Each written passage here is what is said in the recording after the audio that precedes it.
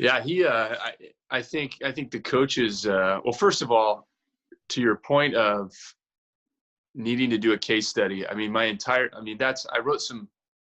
was writing an email yesterday about that very thing, that like that entire process has changed all of our lives. What took place in 2005 and through 2008 was absolutely nothing short of extraordinary. Mm. You take, yes, there was talent, but not so much so that this was eminent. We were not a up and coming team. People were not talking about us. This shouldn't have happened, but it did. There was a leader who rallied and put in implemented and instilled a process, and it's that process that I took further. And with all the readings, and I've basically been trying to study, how do you get the most out of less? Like, this was phenomenal. How do you repeat it? Hugh had never done that before, so it wasn't like he was running on experience, but it was phenomenal. And that's what the max potential process is all about, is how do we take the things that each of us have within us and take it further than we think is possible. But one of the things, there were moments where there were definitely heated things happening in timeouts. One was during the semifinal, and the dialogue was us left-siders telling the middles, Max Mihailov was killing us. Like, we just could not stop him. And he was hitting so sharp. It was just like sharp line, sharp cross, sharp line, sharp cross. And he would never hit low seam. So what we kept saying, like, our dialogue was simply like, don't close. Like the big thing in volleyball is like middles close to the outsides. And we as outsides, Riley and I, were like, we don't know where to go. Like, I might dive line, I might stay in the seam, but whatever you do, don't close. And that was our dialogue for 2 hours. And it took finally the last play of the game where Dave Lee stopped short and got one stuff block to end the match. Yeah. So those are the kinds of things that you remember. But that was a heated team, and there was definitely moments of panic, moments of, players at each other, coaches yelling at players. But by and large, we got to a point where I think we knew who we were. We knew what our role was on the team. Yeah. We felt a sense of responsibility for that role, and just went out there and performed, not wondering, is tonight going to be a good night or a bad night? That no longer mattered. It was just, what's the job at hand? Yeah. And it was a special experience. For sure. Speaking of the max potential mindset, if you want to talk a little bit more about that in detail, so some of the fans who are more interested in accessing that experience that we can all share and partake in without having to be there with you necessarily, the privilege of being on the Olympic team, which is really special. So if you can talk about that a little bit. Yeah, well, I'd love to hear some feedback from you as you've taken it. But to kick it off, he said basically what happened was I retired from indoor in 2016, and in the fall, I filled in for Casey Patterson and Matt Anderson. They had both booked speaking engagements that they couldn't, or actually it was engagements. I didn't know it was speaking. It was engagements that they couldn't fulfill. I was available because I wasn't back overseas. And so I went, and in those instances, I was asked to speak and share. And it was, as a national team player for 16 years, your life is competing. There is no off season. As soon as one end of season match happens, I'm literally packing up an apartment or a house, and I'm flying within 72 hours to another part of the world to start preseason of the next season. Because the national team was May through September, August, September, and then the pro league was starting at that time and finishing in May. So literally around, so there were no moments of pause. So this was like my first moment where I just like paused, and through those engagements, I was handed a mic and I started to share my story, and I started to recognize that that I definitely have a personal philosophy or process that I utilize not only in volleyball, but in every area of my life. And as I started to share and try to discuss it, it was clear that people were saying like they were getting value from it and applying it to their life. And it was sort of like this unconscious competence. I had learned it from Hugh, and I had iterated, over 16 years. I experienced this great thing with that quad, but also, I was a student of max potential. Like I am compelled. I wake up every day wondering how can I push my own borders more, whether I'm playing golf, whether I'm writing, whether I'm speaking. I'm trying to figure out, like, how do I speak with more clarity? How do I take value that I have and communicate it to others so that it helps them in their lives? So that was the impetus towards recognizing that, hey, I've been operating off a clear sequence. There's a starting point, there's a next step, and a next step. So the more that I began to speak, it turned into keynote speaking, it turned into workshops with different teams and organizations. And finally we said, my team here in Huntington Beach said, like, let's just lay this out so that somebody could get it and get access to it and use it on their own time at an affordable price, and not have to wait for your schedule to open up or for you to get there. And so that was the impetus of it. And it's been an amazing process to see it continually interface with different people of different walks of life, from leaders of their households, to leaders of businesses, to coaches, to players, and everyone in between. It's been incredibly phenomenal. And basically the max potential process is a sequence. It's the sequence I've used to go to 4 Olympic Games and to start a company, a fitness company, to win in 3 years or less. I mean, at the end of the day, it's about investment. We were joking around in a meeting yesterday saying, like, we're kind of just investment strategists, but the resources that we're talking about aren't financial. It's time, energy, and talent. How do you invest your time, your energy, and your talents and your passions in a way that gets a big ROI in less time? I mean, that's what investment strategists do. So that's sort of the nutshell of what this opportunity is, and it's available to all your listeners immediately. It's out there, and I teach weekly in a private Facebook group. And the reason that we did that, this is an interesting thing that I didn't know, that when you talk about investment, so we gave the course away for a beta group. And what we noticed is that the people who invest financially in their own growth get so much more out of it. And so I heard this once from a mentor, where he had a mastermind group where he was charging at that point $100,000 a year to be a part of this inner circle. And he said that every year he would give it away to a select few friends, family, close people, and never once did they take him up on the full, like it wasn't a value.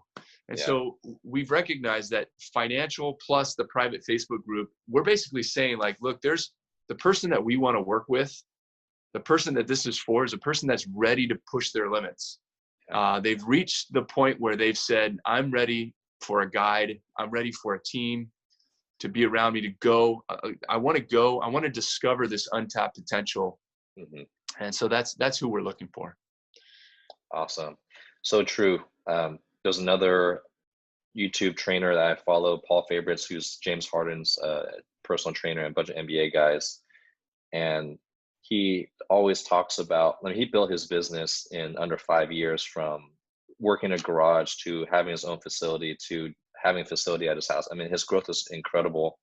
And he always emphasizes, always invest in yourself.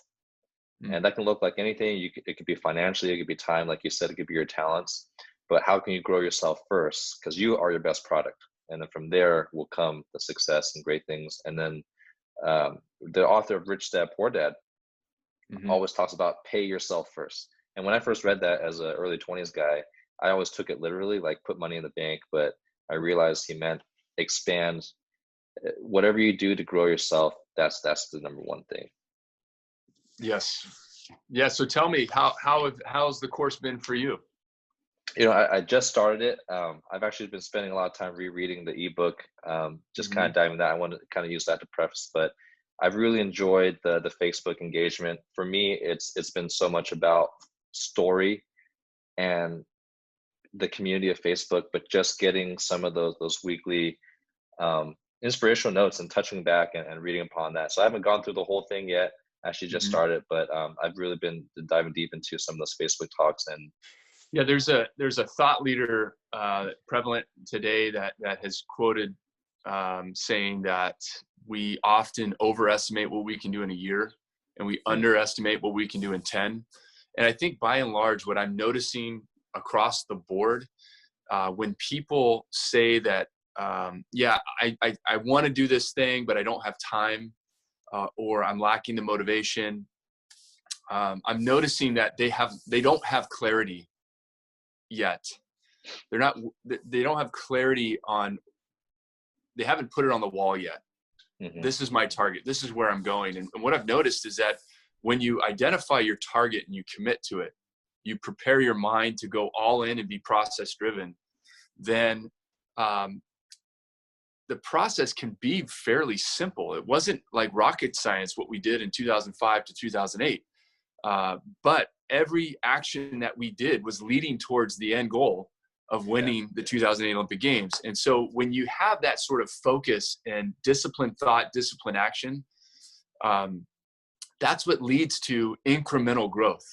So we call it the Kaizen Principle is famously known, the 1% every day. How do we put ourselves amidst our busy, 21st century lifestyle? How do we put ourselves in positions to where extraordinary things could happen? That's the whole heart behind this course. And it's been amazing to have people like yourself and literally people from all walks of life be able to interface with this and basically say like, hey, Karch Karai, so Karch Karai met with December of last year. His quote to me was, we were talking about a lot of different things, but he said, one of the worst things to do is to live with a sense of regret. And that really resonated with me because I see this thing happening in most people where to name a big goal, you have to be vulnerable because you might not reach that goal. So there's almost this fear of like, I've tried to do this thing several times, but they haven't really gone all in on it. But really the greater thing that they should be afraid of is to live with a sense of regret. And to never go for it, even if it means vulnerability and failure. And so, we, at the end of the day, course aside, I think that there's a growing sense, especially in this time of COVID, where the great pause, whatever you want, everyone's calling it something different, but an opportunity to reboot. When things get back to normal, do we really want to go back to where we were at? Were we pursuing the fullness of life in those moments? So yeah, totally. I think people who are waiting for things to get back to normal versus viewing this as an evolutionary process, not only are going to be left behind, but are going to be left very frustrated because they're not going to go back to normal. And even for my own business, I've kind of adopted more of an online model, and I've always wanted to do that, but now that I'm forced to do it, I can't do a lot of in-person training. It's really forced me to grow. And going back to what you said for that fear of failure, and it's a very common term, but I think you put it in a great context of, we always view it as just making mistakes, which can be easy to shrug off. But when you set a goal and you miss it and you make it public, there's potential shame, embarrassment, but then also taking ownership away. And I think that's an extension of, like, right now I'm in the getting in my own way phase of the program. And I kind of see that as an extension. It's like, I'm getting my own way of declaring a goal because I'm too afraid to admit that, hey, if I don't make it, just move on. And did you maximize yourself during that moment? I mean, that's really the true success. So I thought it was just funny how one of the first principles was don't Mhm. get don't get in your own way. We always think someone else is in my way. My parents are keeping me from doing this. My coach is not letting me do that. But it's answers always in the mirror. Mhm. Yeah. Yeah, I was actually, so like I said, golf is a huge passion of mine. So I've been able to play golf over these last 4 weeks once they open the courses back up and they have all these social distancing rules, et cetera. But Hmm. I've been shooting some of my lowest scores. I approach golf in a max potential way. I tried to not think about the result. Hmm. I tried to think about the process, and what's important in golf is in any ball sport, volleyball included, is to learn how to control yourself and learn how to control the ball. So I'm out there playing on Sunday, and I don't know where it came from, but I didn't feel in control. And that led to a sense, like a deep sense of fear that was almost subconscious. Like, it's not like I'm walking around saying like, oh, I'm really scared. But as I analyzed the round at the end, I was carrying around like almost this trepidation of uncertainty of what's going to happen. And Hmm. I was trying to analyze, like, what was my greatest fear? Well, it was probably making a big number. So I was focused on the Hmm. wrong things, but I was focusing on a score. And what's so crazy is that when my focus is afraid of that, that's Yeah. actually what happened. Yeah. I made a lot of big numbers and I played to the worst of my ability. So it's really interesting how one of the biggest things, one of the biggest takeaways that I hope your viewers could hear this moment would be developing personal awareness is one of the greatest gifts that we could learn. Hmm. And that way we're not in situations where we're sabotaging our own efforts, even if Yeah. it's unknowingly. So, Yeah. Yeah. So true. Another quote I wrote, I taking some notes as I've gone through the program was embrace the magic moments of failure. And to associate magic with failure was a paradigm shift for me. Two words that would never be associated with each other. So that was a really great nugget that I gleaned from just kind of going through it. yeah. One thing I tell my players whenever when we have our season, I coach a girls' high school team locally, and I'll hear girls say, "Gosh, we create pressure drills for them. Like you must execute these times.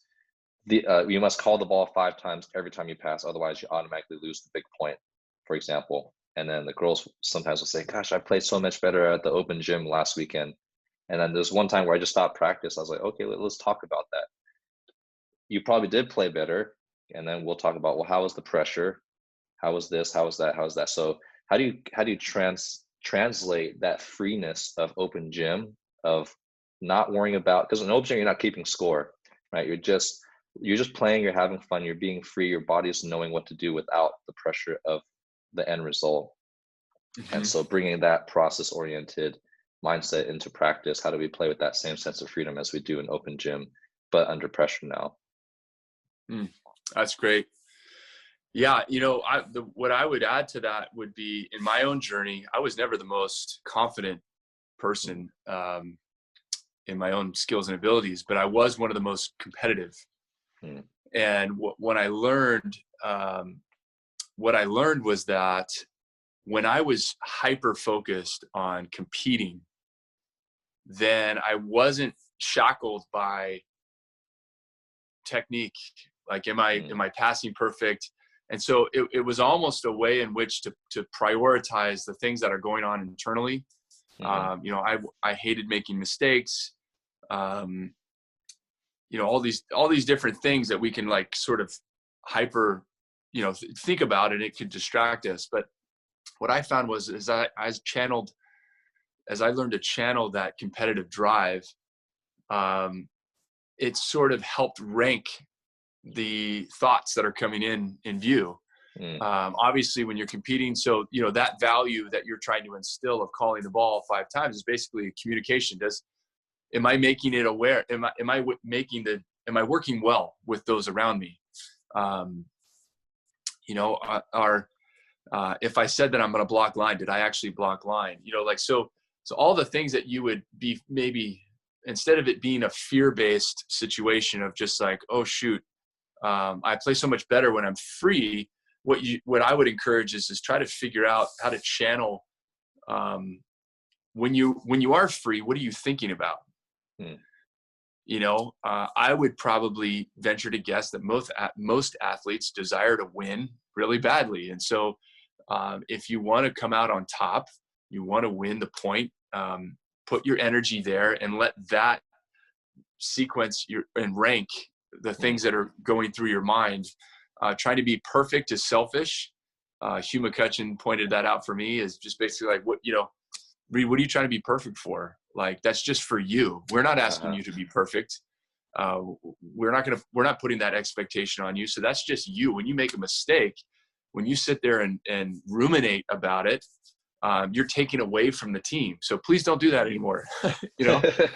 So it's a reframing of a lot of things that, and I get it, especially at high school, everyone's trying to be, take private lessons to get better, to get, dial in technique. And that's all good and fine. But when you get into the team context, try to win and try to be a good teammate. I think the rest kind of takes care of itself. Yeah. Yeah. That makes a lot of sense. And I think when we put equal value, let's say we probably need 8 to 10 things to succeed in that moment and that point, technique, communication, footwork, blah, blah, blah. I think when we try to equally rank them, that's when we feel overwhelmed and we don't get any of them done, like trying to grab all the cookies in the cookie jar. But like you said, if we rank them and prioritize, well, what is the most important thing, and everything else can be secondary, and we can let go of that.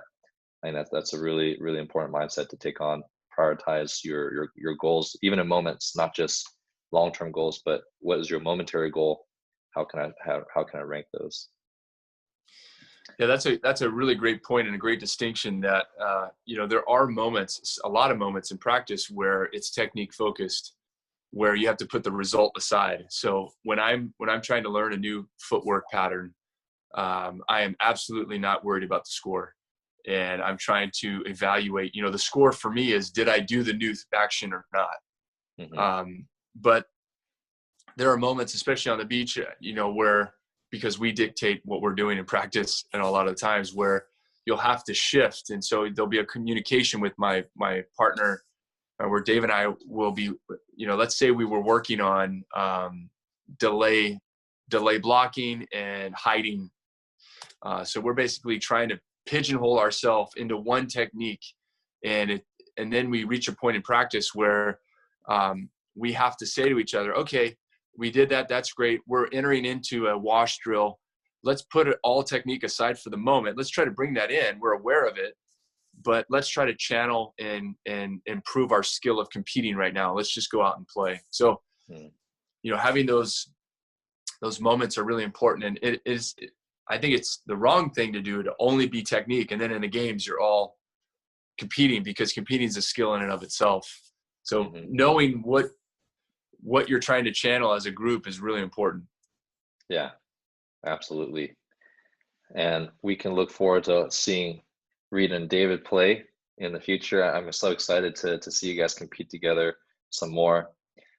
As we close, I just want to share a short story, and then maybe if you can share one more underdog story. I know your entire theme in life has been an incredible underdog story, but in 2008, I was a student at San Jose State, and I was working my retail job, and one of my friends who just happens to be working in the event staff, which is the people that manage the facilities. And you guys, I guess a lot of the Olympic athletes and teams are being processed at our university. And you guys are practicing. He sends me a text message, and I'm working, I think at Sunglass Hut or something. He goes, dude, the USA team is practicing right now. Do you want to get in? I'm like, is it an open practice? He's like, I don't think so. He's like, I don't care.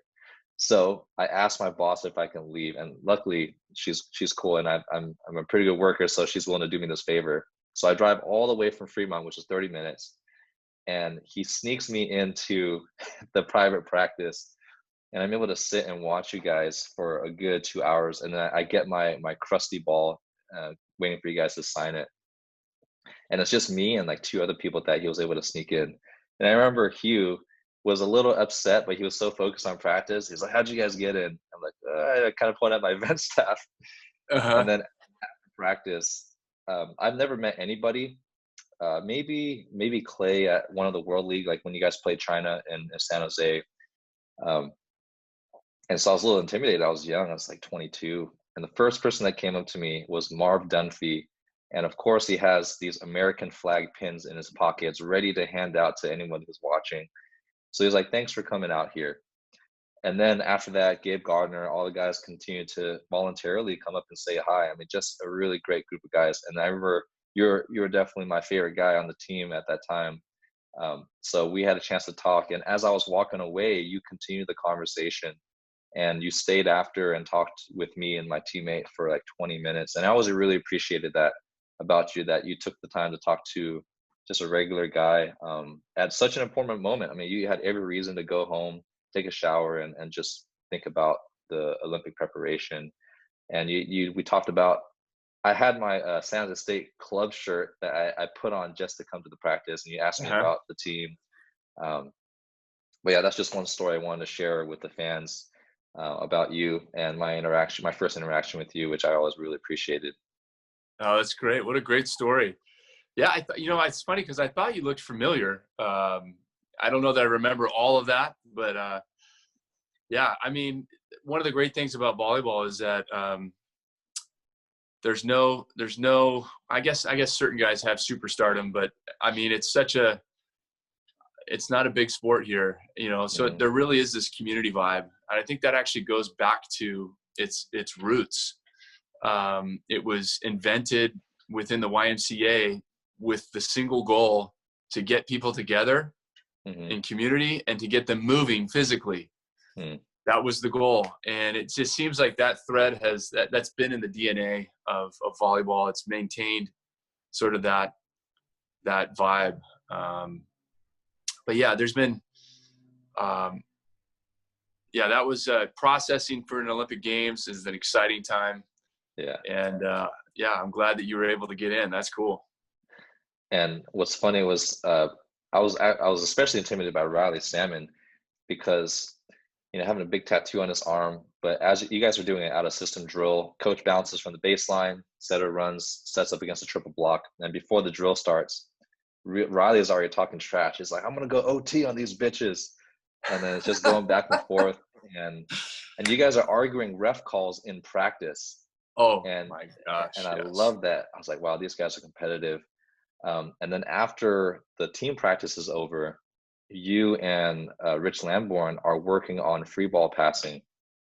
I don't know what it was, just touching up.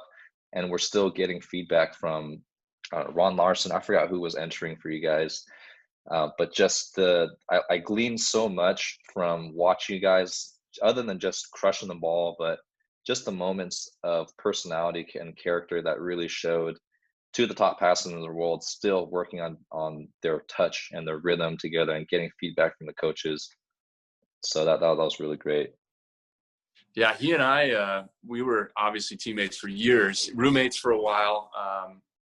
In fact, this year we've trained mostly, Dave and I have trained mostly with Taylor and Jake, with Rich as the coach. So I'm still around him all the time, Rich.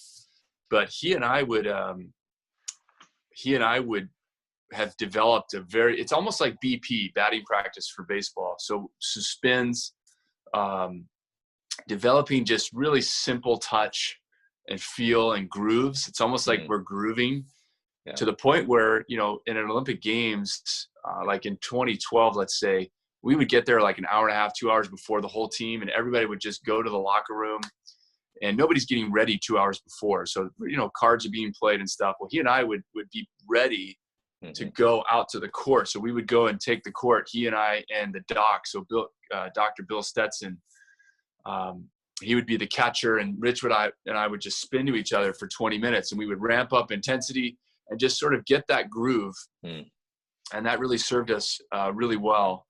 And at the end of the day, it was trying to be a master of our craft, trying to be the best we could be. And I love to share the story about passing, as I shared earlier in this interview, that it was the limiting factor. It was the last thing I learned, basically, in terms of the fundamental skills. It was the limiting factor for me playing, and it became what I was known for. for like 10 years in the Yeah. entire world. So the very thing that could be limiting you today, take heart, have hope that it could be the very thing that distinguishes you from the rest of the entire world, down the road if you approach it the right way. Absolutely. That's another great twist, another paradigm shift you can take on your own failures and make into your successes for sure. Mm-hmm. So if you want to end us on just your favorite underdog experience, moment, or story, I think that'd be a great way to end this interview. Oh gosh, there's so many. Like the greatest comeback of all time was in 2004 quarterfinals against Greece. Oh yeah. We were down 2-1, 21-12, and we came back and won in 5, 16, 14. That was insane. I think Riley Salmon has got to be my favorite underdog story. He came, he didn't play. He played in women's volleyball in high school. There was no volleyball around. He went to a junior high school or a junior college, and then went and played a few years just bouncing around in pro, and then showed up in the national team gym. Every coach wanted to cut him. We call him baby hands. He had small hands. He had, wasn't a huge jumper, wasn't a super hard hitter, but so competitive, and just the fire that he brought. To go from every coach his whole life trying to cut him to starting and making by the way, I watched the 2008 game. The game he had in that particular game was not the normal type of game for Riley. He wasn't the big point scorer. He was the playmaker, keep the ball going. And he was taking swings out of system and getting kills, and he was all over the place. It was amazing. But I think all of the teams that I have been on that I had the most fun were all the teams that weren't supposed to win. And so I think that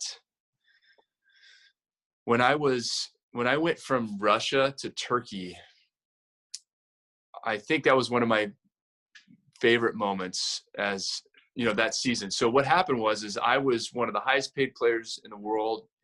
I was playing at a high level and one of the best team in the world. And I got that elbow to the face. So it broke all sorts of bones, and I got a huge concussion, and my vision was impacted. So my last year in Russia was sort of like, dwindling.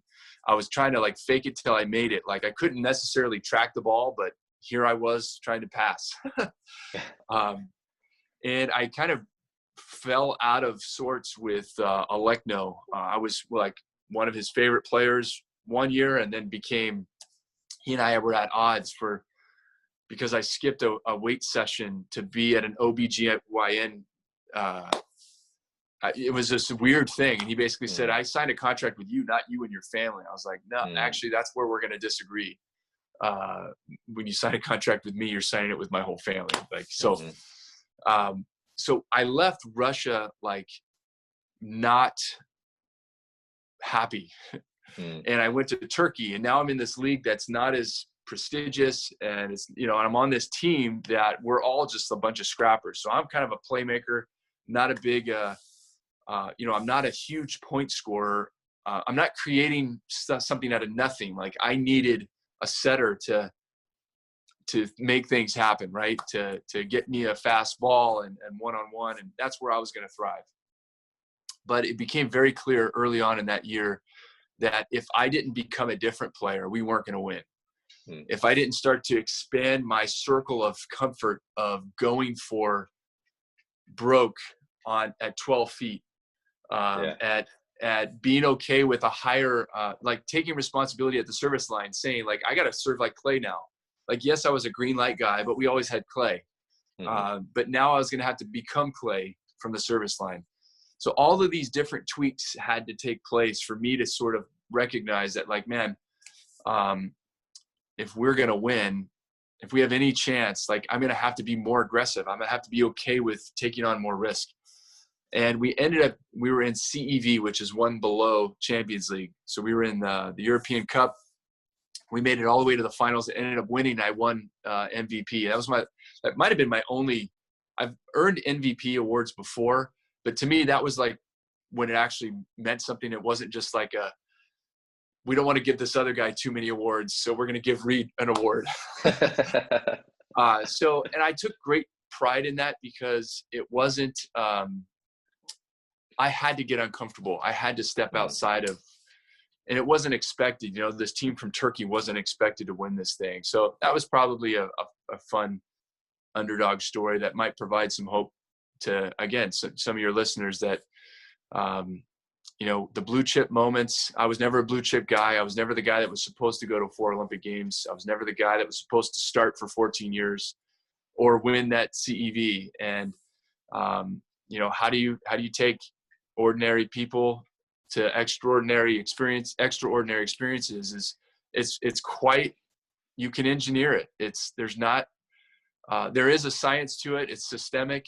And I think if you have any sense in you that there's destiny involved, or that, yes, there's lucky breaks, there's people have fortunate moments that happen, but any high performer that you encounter, go back in their history and find them as a kid, and you're not going to find, you're going to find probably a lot of things that you find in yourself, undiscovered talent. How do you mine it out? How do you burn off the impurities and keep going? So yeah, there you go. Man, that's definitely got to be one of the most unpublished stories. I think I found out about that experience from actually reading your book, your Max Potential book, and then I actually went to go find that match on YouTube. It was against a Russian team, right? The finals, or maybe those the semis. But the team you beat. That was the semis. The finals was an Italian team. Okay. And that was a good. The final match, like most final matches, aren't always your best match. But a lot of times they don't need to be. Yeah. Because this, you just got to do what needs to get done. But yeah, those were some fun experiences. Yeah. Man, thanks so much for this interview and taking the time out of your busy day. I know you got a family, you got your own businesses to run, but I really appreciate the time to talk, and the same down to earth and accessibility I experienced with you in 2008 is the same one that we have now in 2020. And I think I've always been mostly just inspired by who you are, and honestly who you are, and then your accomplishments second, because it's your character that's kind of all encompassing, that kind of bleeds into your successes, and then those successes kind of point back to who you are. And to me, that's some of that who I want to be, and someone who's true to themselves. And then these accomplishments are just byproducts, not the identity themselves. So if you guys want to check out his Max Potential Mindset, is that correct? Yeah. Check out. I'll leave the links in the description box. Also, would you mind if I share the ebook that you Not wrote? At all. Okay. Yeah, please. So I'll include the link there. It's a really great read. I think it's like only 80 or 100 pages, and it's a really entertaining read. He breaks it up into really digestible bits, as he did for this interview. But make sure you check that out too. And he's got an email list that you can sign up for, and reidpriddy.com, right? That's your website. Yeah, reidpriddy.com, mxpmindset.com is where the course is. And then off the top of my head, the free ebook is I'll have to follow up with you. I think it's mybookusa.com maybe, but I'll give you all the links in an email so you can inform your tribe. Yeah, for sure. And then make sure you follow him and David Lee as they embark on their sand journey, and hopefully to make the beach Olympics, and to go crazy after that, and go for another gold medal. That would be great. Yeah. All right. Well, thanks again, Reid. Stay safe out there, and we'll definitely hopefully see each other again in the near future. You got it. Yeah. Thanks, Donny, and appreciate the time. And I'm a how-to guy. So if we want to break down skills for your tribe, I have no aspirations of building my own how-to channel, even though I've been encouraged to do so, but I love the skills. So we'll do that when this quarantine's over. Oh man, I would love to do some how-tos with you. I still remember watching your the USA volleyball one, how to jump serve. That Yeah, was great. Yeah. And then good I deal. appreciate that you in your ebook you actually added a how-to section of what you worked on technically. Like I remember in Ankara, you talked about shifting instead of an inside-out approach to be more deceptive, increase your hitting window by starting wider so you can approach into the court. Yeah, So all those different mindsets I've taken for myself, and I'm sure fans would love to see some instructional videos from you or analysis, game analysis. good deal. Yeah. All All right. righty. Take care. Thank you. Bye. Take care.